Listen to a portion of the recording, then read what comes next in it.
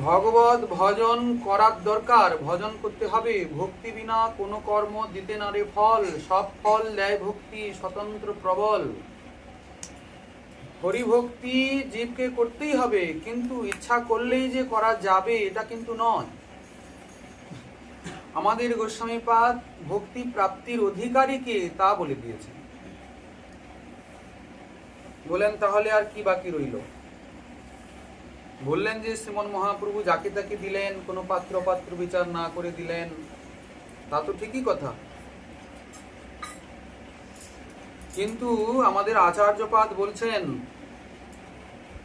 ভগবান ভক্তি সবাইকে দেন না। কেন দেন না? অনেকে বলেন ভক্তিতে শ্রীকৃষ্ণ বশীভূত হয়ে যান। ভক্তি মানে প্রেম, ভালোবাসা। ভগবান প্রেমের বশ। ভক্তি বিনা কৃষ্ণ প্রভু নহে প্রেমোদয়, প্রেম বিনা কৃষ্ণ প্রাপ্তি অন্য হইতে নয়। অর্থাৎ ভক্তিতেই কৃষ্ণ প্রাপ্তি হবে। আর তিনি বলেছেন যিনি প্রেমিক তিনি তার বশীভূত হয়ে সর্বদা থাকবেন। তা তিনি অনন্ত কোটি ব্রহ্মাণ্ড নায়ক,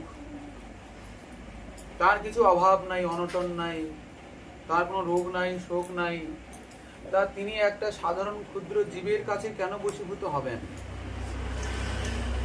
অনেকে বলেন যে তিনি বশ্যতা স্বীকার করতে চান না, সেই জন্য ভক্তি দেন না।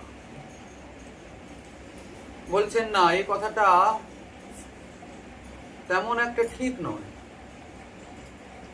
তাহলে ঠিকটা কি? গোস্বামীপাদ বলছেন যাবৎ ফলভূতে ভক্তি যোগে গাঢ় আসক্তি ন জায়তে তাবৎ ন দদাতি ইতি অর্থ। বাইরে কিছু সদাচারের লক্ষণ প্রকাশ পেলেও কিন্তু এটা ভাবা যাবে না যে ভক্তি এসেছে। এই যে বললেন ভক্তি হলেন পরম স্বতন্ত্র, ভক্তি কারুর অধীনে থাকেন না, কারুর ইচ্ছায় আসেন না, স্বয়মেব স্ফুরত্যদহ, স্বয়ং এসে আবির্ভূত হন। আচ্ছা, কে যোগ্য হলেন তাহলে? বলছেন যাবৎ ফলভূতে ভক্তি যোগে গাঢ় আসক্তি ন জায়তে।